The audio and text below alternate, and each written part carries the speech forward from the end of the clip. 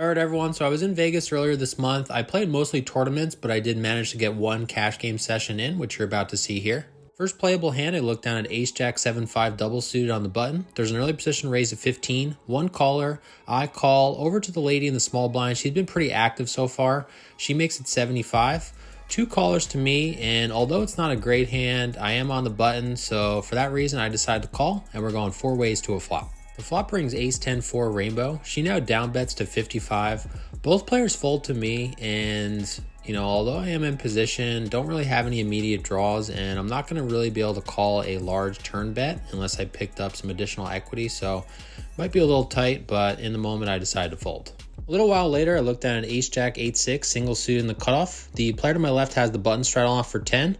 There are 3 callers. I call. She then makes it 70.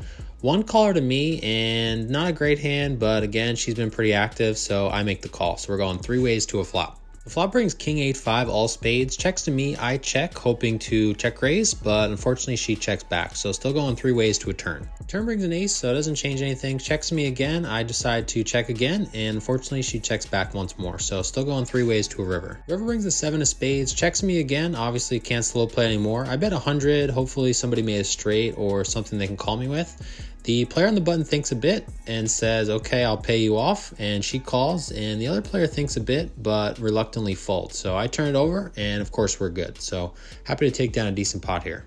Shortly after the previous hand, I looked down at Ace-6-4 single suit in the big blind. There's an under the gun straddle to 10. Next player makes it 40, folds over to me, and if there were a couple callers, I would have potentially 3-bet here. But since I can only really make it like 130, 135, I decide to just call, and the straddler also makes the call. So we're going 3 ways to a flop. Flop comes pretty good for us in 8-5-3 rainbow. I checks over to the original raiser who bets 100. I then make it 400, folds back to him, and he tanks for quite a while, probably over a minute. So at this point, most likely ahead, as he's not going to obviously tank this long with a set. I mean, I don't know what he's raising with, maybe 2 pair, but even then I don't really care if he calls. I'm probably about a coin flip against that hand. So he does eventually fold, and we're going to take this one down. What's up, guys? Wayne back here with you. So figured it's been a little bit, just wanted to chat and catch everyone up on some things. So finished up the week in Vegas earlier this month. Just wanted to say thanks to everyone who came out to our beer and billiards meetup, as well as everyone who came up to Josh and I and just kind of said hi when we were at the tables. So thanks for that. So had a good week. I got my first WSOP cash in the $600 PLO event.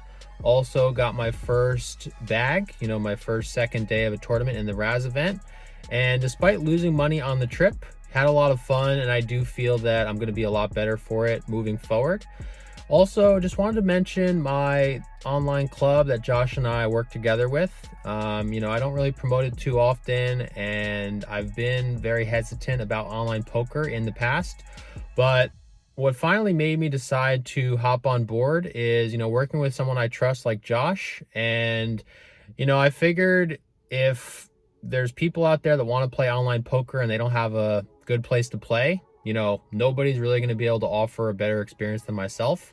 That's just me kind of knowing that, I'm going to, I trust myself essentially better than some of these random people that kind of message you. So we do have that. We play different games. We have heads up tables. We have PLO 4, 5, and 6. We got a lot of people into Big O. So if you're in an area, like a lot of you have mentioned, that you don't have PLO near you, definitely reach out to me on here.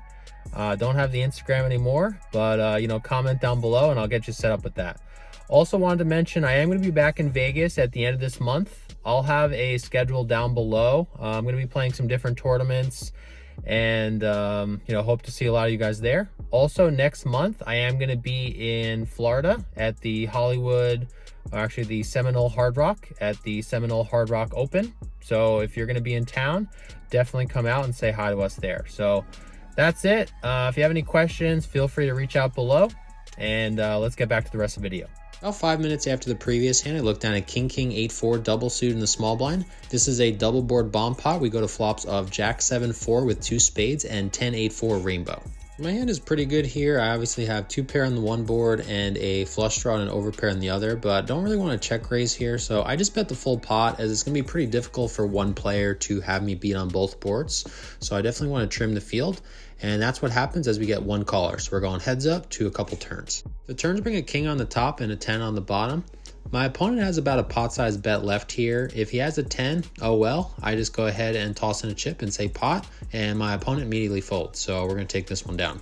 About 30 minutes after the previous hand, I look down at queen, jack, jack, 9, double suited under the gun.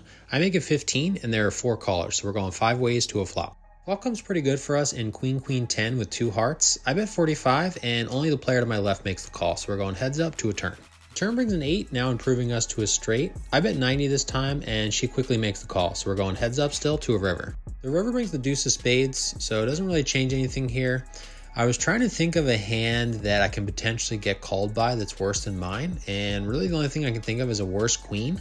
So I thought it was more likely that if I check, I could potentially induce her to bluff with a hand such as ace, king, jack, maybe a missed heart draw. So that's what I do in check. She does think for a little bit, counts out some chips, but ultimately checks back. So of course I know that I'm good, and we are. So taking this one down.